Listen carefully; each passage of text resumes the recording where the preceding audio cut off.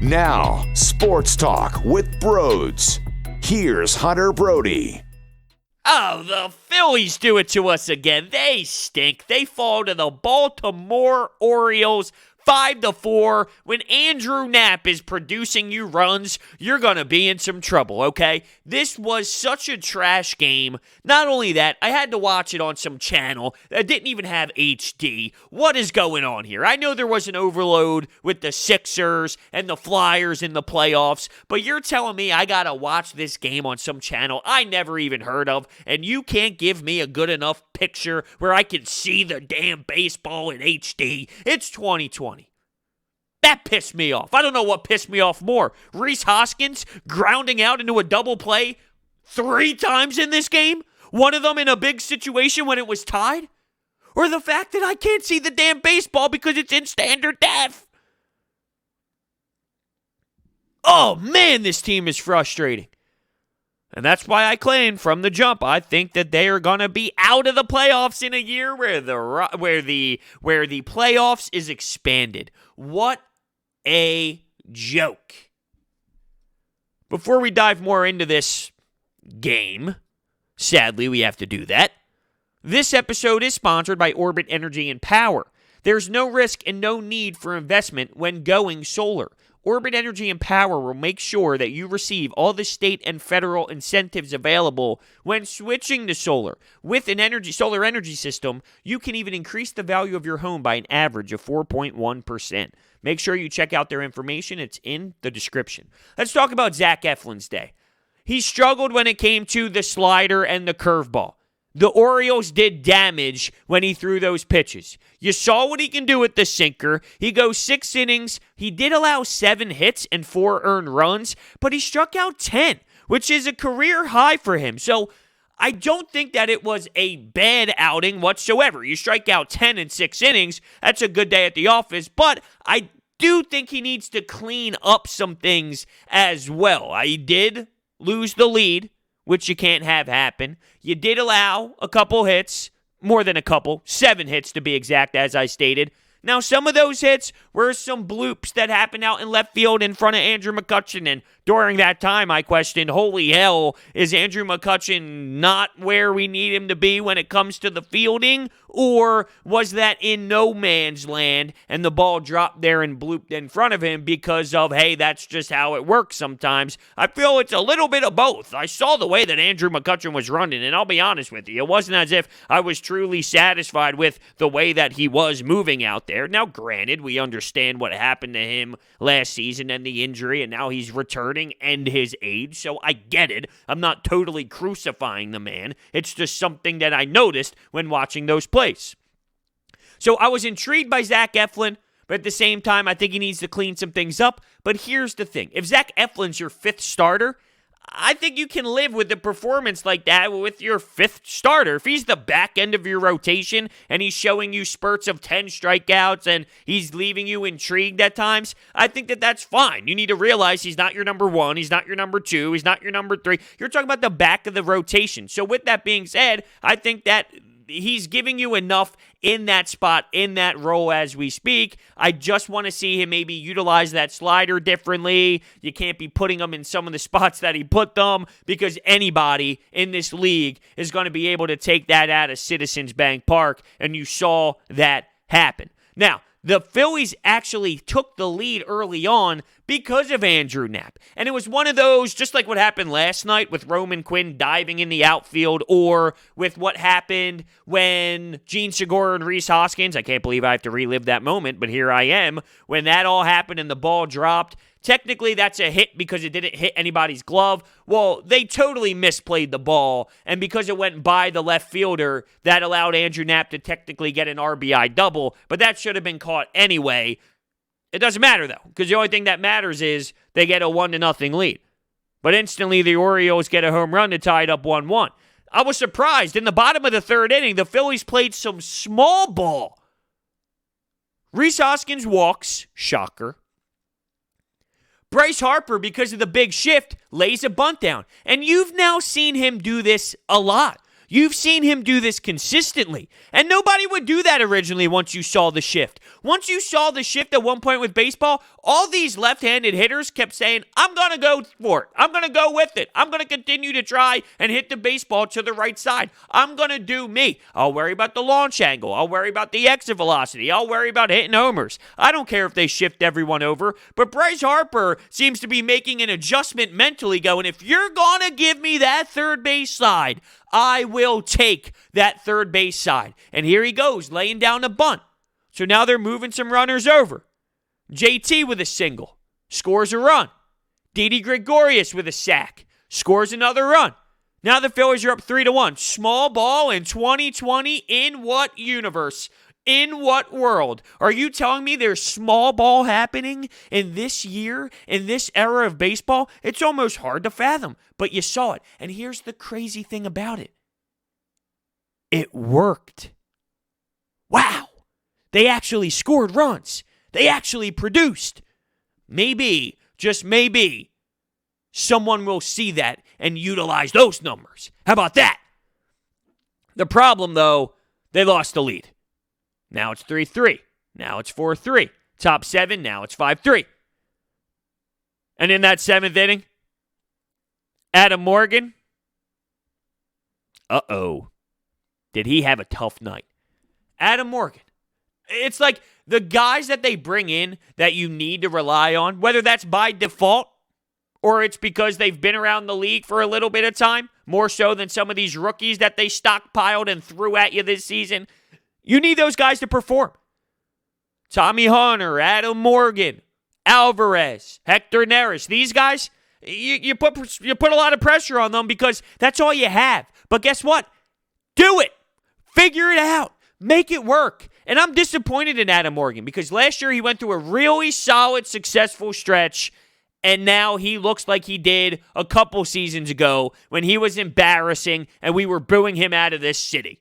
There was a time where he was so terrible, and then he figured it out last year, and now it looks like he's back to being terrible. It's almost as if it's toxic. It's almost as if there's a huge snowball effect, because one guy sucks, the next guy's going to suck, and then the next guy's going to suck, and then the next guy's going to suck. It's like a huge snowball effect from night to night. It's almost like the morale is in that clubhouse with the bullpen, and it sticks around, and it's stinky, and it's smelly, and it's affecting everybody involved. But in the bottom of the 8th, can you believe it? Because Gene Segura hustled his ass off. He beat out a single, and Didi Gregorius also got on. You have Andrew Knapp up in a big-time situation in a 5-3 game, and he gets another one.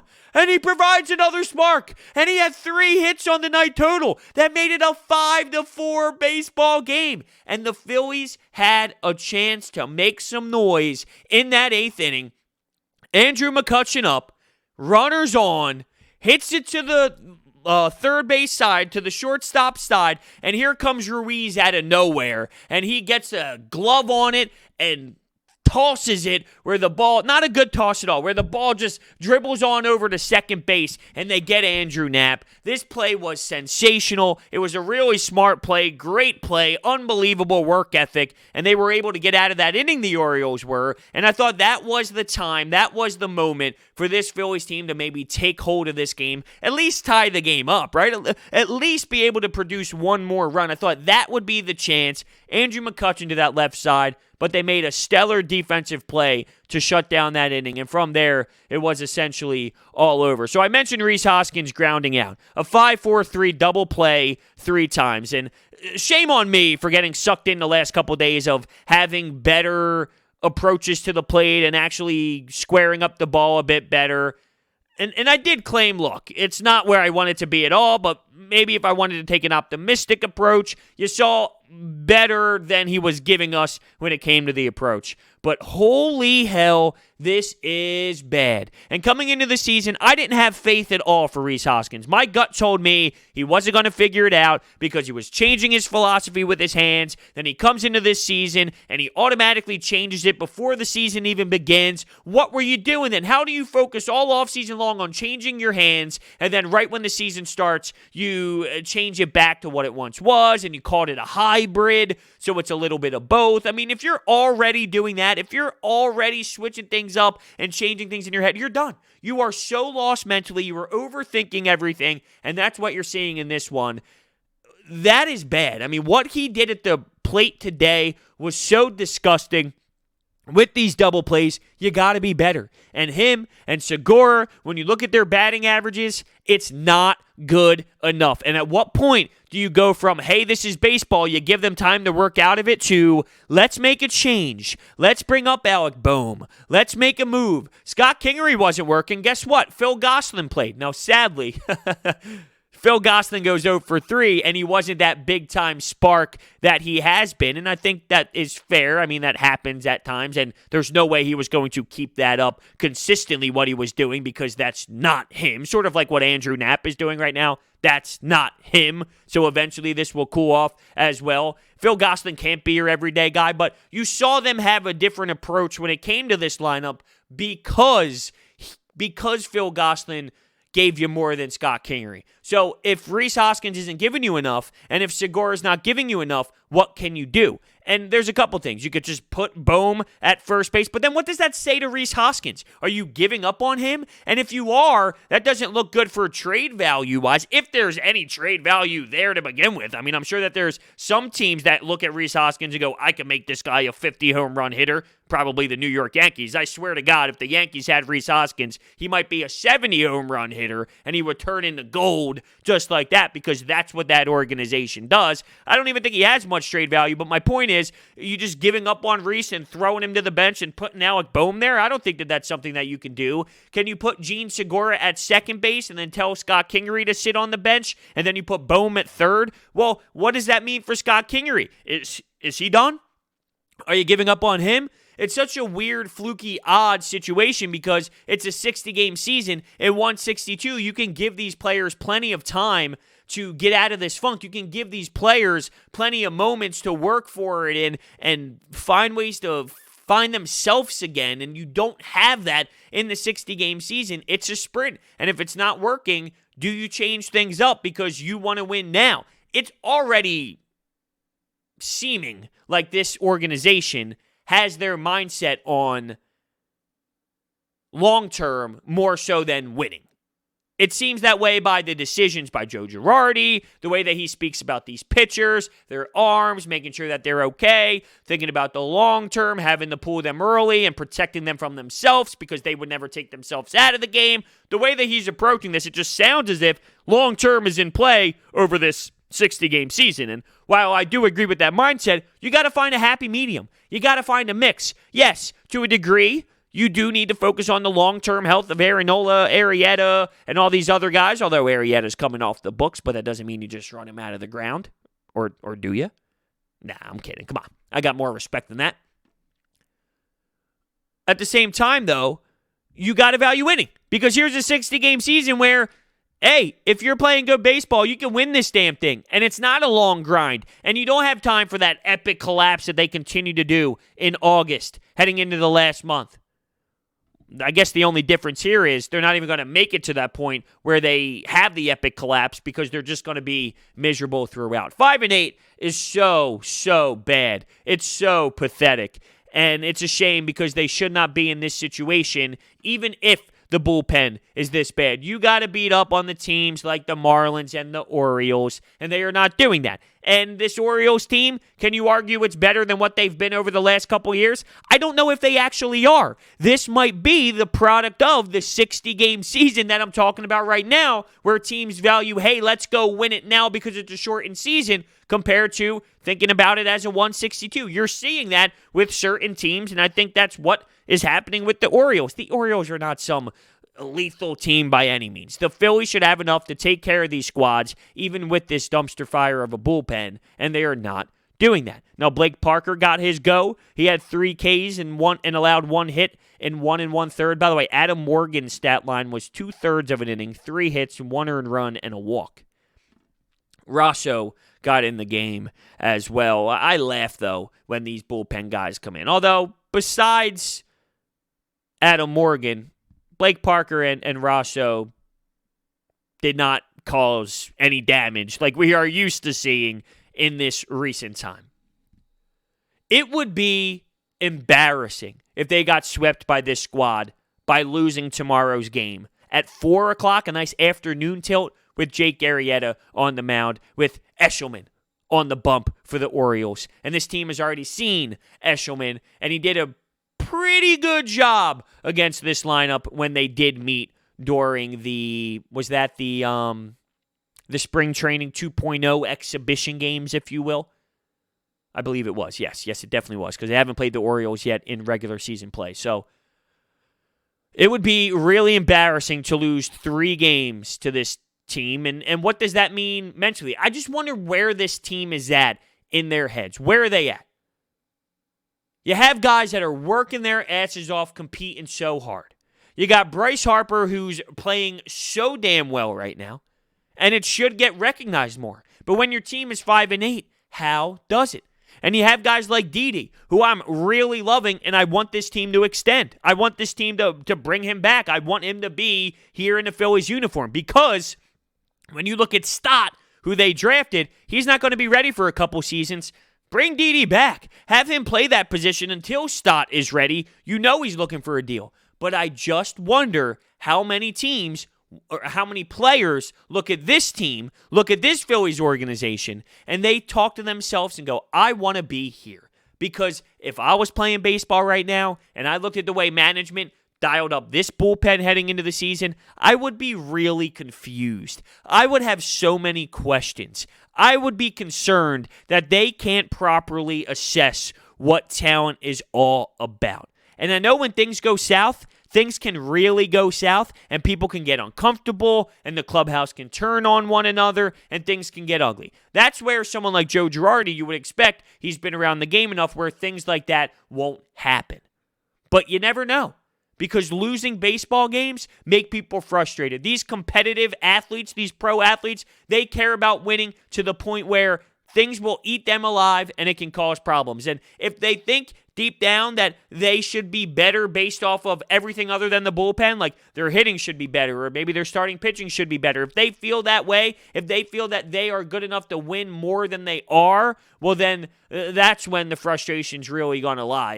If they deep down think to themselves, well, we have good enough starting pitching and we have good enough offense, but every time we go to the bullpen, we are totally getting waxed, well, then at some point it's just reality, and they go out there with the mindset of, well, who the hell cares? Because eventually this bullpen's going to come in and blow it. So my point of bringing that up is I'm just questioning what it's like mentally in that clubhouse. Where are they?